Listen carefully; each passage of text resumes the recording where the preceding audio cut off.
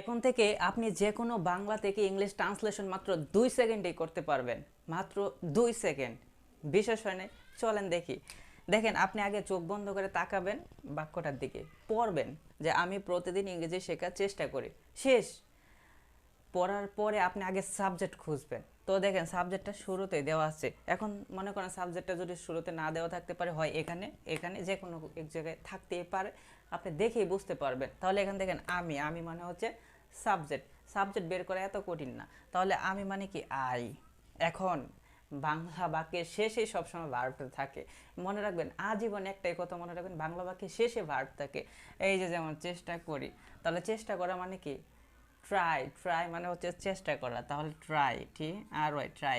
আপনি অতি দুর্বল হন না কেন, সবাই পারবে এটা। বাংলা থেকে ইংলিশ ট্রান্সলেশন এত কঠিন না। তাহলে আই ট্রাই, এটার মানে হচ্ছে আমি চেষ্টা করি। এখন পেছন থেকে আমরা আসব, এই যে পেছন থেকে, ঠিক আছে। শেখার। এখন শেখার আর শেখতে এই দুটো একই। টু প্লাস ভার্বের 1 number form, two plus V1, এটার মানে হচ্ছে শিখতে। যেমন লার্ন মানে কি, লার্ন, LEAR, লার্ন। লার্ন মানে হচ্ছে শেখা, টু লার্ন মানে হচ্ছে শিখতে।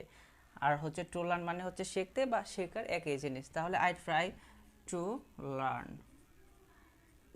এখন দেখেন, আমি চেষ্টা করে শিখতে। এখন পেছন থেকে কিন্তু আমরা আসতেছি, তাই না? কি শিখতে? ইংরেজি শিখতে। তাহলে ইংলিশ, ইংলিশ শিখতে। এখন দেখেন, প্রতিদিন, তাহলে পিছন থেকে কিন্তু আমরা আসতেছি, প্রতিদিন মানে হচ্ছে এভরি ডে।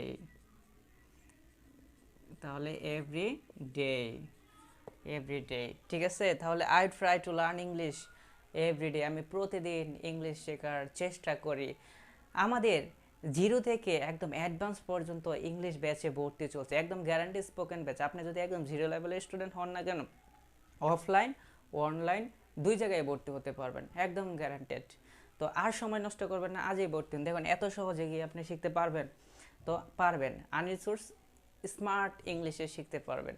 অফলাইনে হতে চান নাকি অনলাইন, এটা জানার জন্য আজকেই কল করুন। আসন খুবই সীমিত। আগামীকাল থেকে আমাদের একটা ব্যাচ রান করতেছে। আসসালামু আলাইকুম।